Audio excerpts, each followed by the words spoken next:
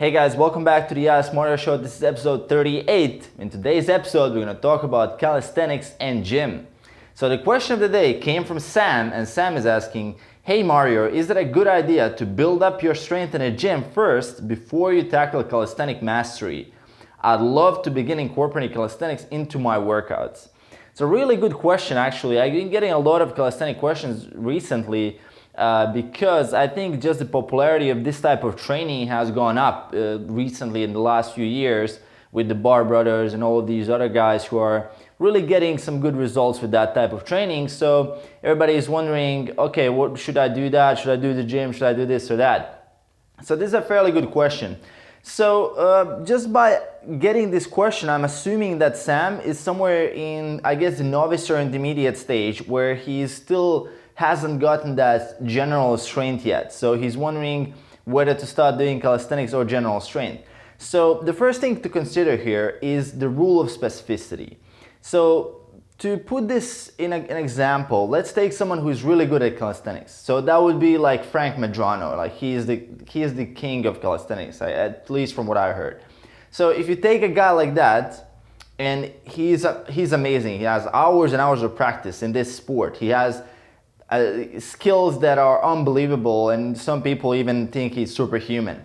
So if you take that guy and compare him to a powerlifter pretty much trains in the gym all the time, right? He does the power lifts like squat, bench press, deadlift, and also some assistance work. So take the calisthenic guy, and in his environment, because he's trained for very specific skills, he will crush the powerlifter if the powerlifter tries to compete with him in calisthenics, because the type of movement that they're doing, the calisthenics, are so much time under tension. It's a totally different type of movement. It's a totally different type of sport, and the powerlifter wouldn't have a chance against the calisthenic guy, even though both of them are strong, right? Because strength is measured in a specific way. So depending on how you measure strength, that's how you determine if someone is strong in what sport they're doing. So I'm not saying that the powerlifter isn't strong. The powerlifter, for example, take Frank Medrano and put him in a squat rack, and take a powerlifter with the same height, same weight, the powerlifter will probably crush him,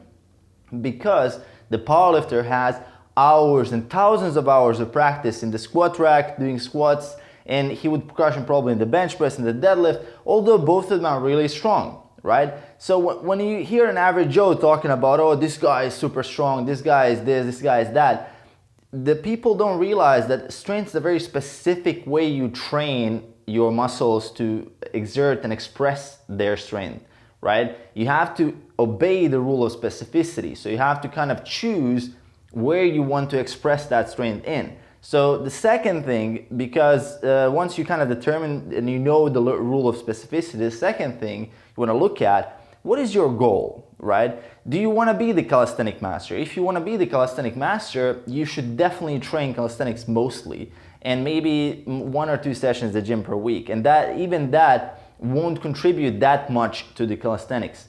As far as the gym, if you're not sure yet whether you want to tackle this or that, you're just wondering, or you just saw a motivational video and you thought, this is cool, these guys are getting ripped with all these bodyweight exercises, this is super nice, I want to do this as well.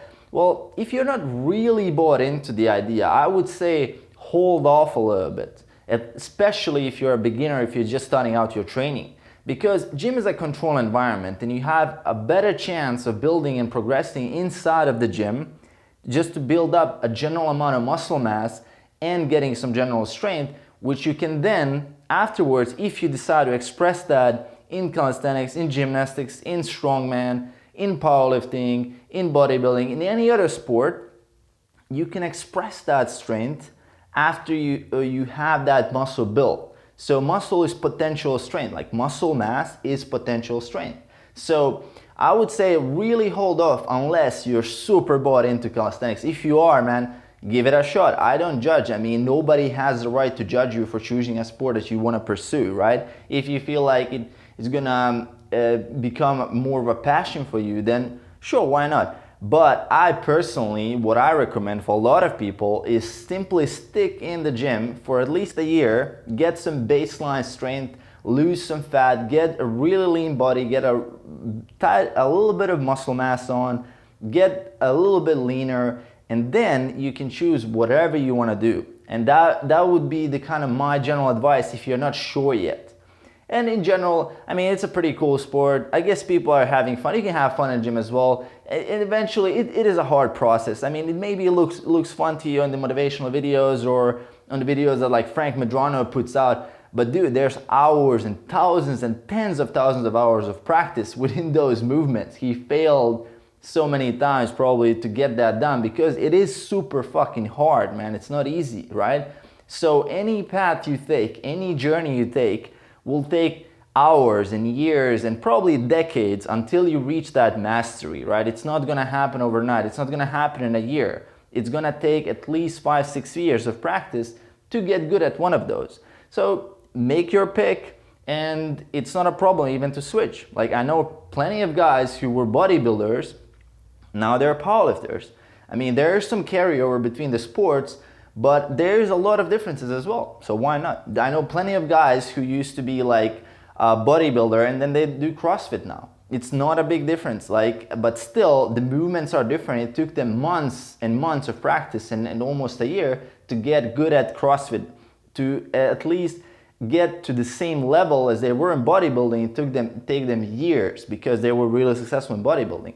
So that's pretty much my kind of summary of it. To summarize, the idea is essentially rule of specificity. Whatever you train is what you're gonna get good at. That's the first thing to remember. The second thing, choose your goal. If you're not super bought into calisthenics yet, if you're a beginner in the gym, definitely stick in the gym for a while. Build up some general strength, get that lean, nice body with low body fat, and get some substantial amount of muscle mass on, and then you can express that strength in different ways, whatever you choose. And the third one, understand that this is a journey, right? Any sport, any type of mastery is a long journey that requires hours and hours of practice and meaningless, idiotic stuff that's gonna happen to you. You have to plow through that, right? It's not gonna work in any sport without that. So be prepared for failure. Be prepared to have setbacks, to have sticking points, to practice hours and hours that one tiny little bit to improve forward. That's the only way to go forward.